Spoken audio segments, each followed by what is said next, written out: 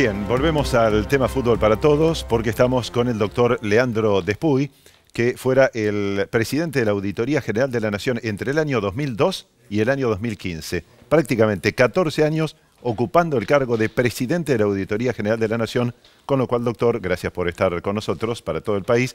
Le tocó auditar todo lo que tiene que ver con fútbol para todos. Exactamente.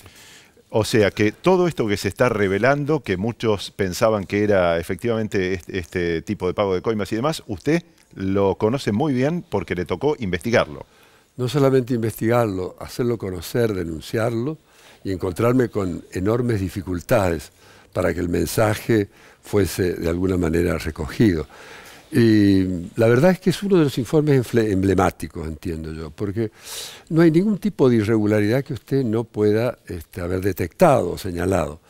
Desde las más pequeñas del contrato mismo, que es una especie de matriz para una disponibilidad de los recursos sin ningún tipo de control, con posibilidades de una afectación arbitraria y por lo tanto discrecional, hasta mecanismos de todas las contrataciones que se hacen en violación de las normas básicas para la contratación de bienes y servicios públicos. ¿Contrataciones, por ejemplo, de qué? Bueno, por ejemplo, le diría la publicidad, por ejemplo, le diría los servicios que presta la televisión, es decir, como había una compra, se habían cedido los derechos para las transmisiones. La idea originaria era doble. Primero, facilitar el acceso de todo el mundo a la pantalla y al mismo tiempo el Estado mejoraría la situación financiera de los clubes, que en ese momento estaban en una situación crítica, siguieron en una situación crítica. Es más, terminaron peor que como estaban. Terminaron peor.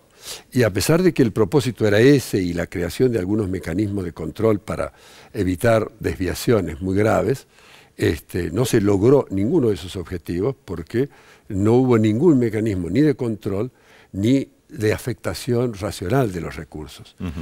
Y esto probablemente sea una de las cuestiones más centrales, ¿no?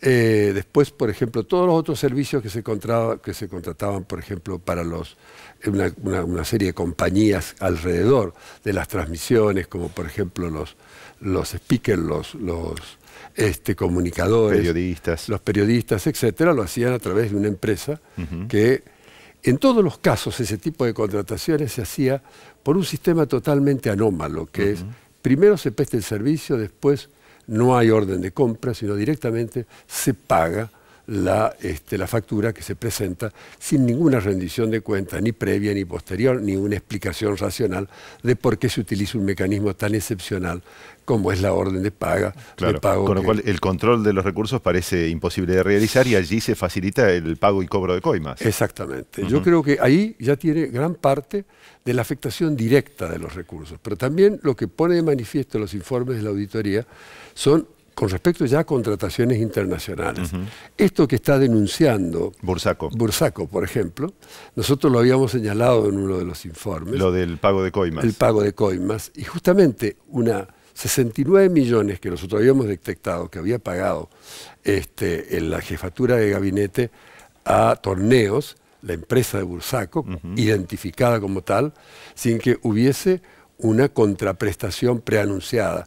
Y ahí surgía con mucha claridad las posibilidades de coima. Lo que dice Bursaco ahora se está refiriendo a dos eventos que van a tener lugar en el futuro. Exacto, los mundiales del año 2026 y 2030. Si usted lee nuestros informes va a ver que ya para la Copa América del 15, después para otro subregional de Mendoza, juveniles, también los pagos que se van a realizar para el 14, para cada torneo había un pago de coima importante de parte de las empresas que lograban la televisación. Exactamente. Entonces había toda una cartelización en el tema de la coima y eso era con los fondos públicos. Claro, cuando usted denuncia esto, ¿qué pasó? O cuando intenta denunciar. Mire, yo le diría que lo que pasó en ese momento, primero, cuando el informe, aquí hubo un episodio público, no lo podemos negar, el informe estaba preparado, ya nuestros técnicos, nuestros profesionales lo habíamos terminado, vamos al debate público, y en ese momento hay una propuesta que acepta la mayoría, que consiste en retirar ese informe del análisis y enviarlo a un archivo. Esto provocó ciertamente una gran protesta, yo lo planteé ante ¿Quién es todos que lo los retiró medios. concretamente? Había una gran presión del Ejecutivo en ese momento. ¿La presidenta era Cristina Kirchner? Y particularmente la presión venía de Aníbal Fernández. Ajá, Aníbal Fernández, que se ha reconocido que tenía un vínculo muy cercano con Pablo Paladino, uno de los dos denunciados por Bursaco. Exactamente. Ahora, hoy, justamente a propósito de estos nombres, Graciela Ocaña, acabamos de verla, dice que Paladino y el abogado Delon, que se suicidó, los dos denunciados por Bursaco en realidad eran pasamanos porque las coimas iban hacia arriba. ¿Usted coincide?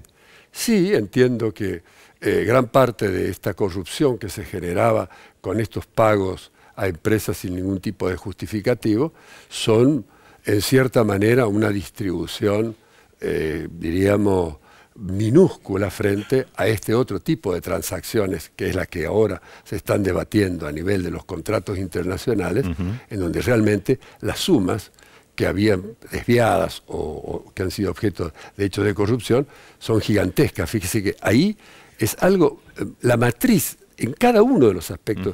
Si nos quedamos, por ejemplo, en la relación entre la jefatura de gabinete y la AFA, a la cual se fija en el contrato un pago mínimo de 600 millones, de esos 600 millones van a ir a ser al mismo tiempo negociados en cuevas. Claro, y por eso también varios ex jefes de gabinete están procesados. Doctor, daría para seguir todo el noticiero, pero no podemos. Le hago la última pregunta. ¿Tiene idea cuánto dinero puede haber manejado Fútbol para Todos de manera fraudulenta a lo largo de los años?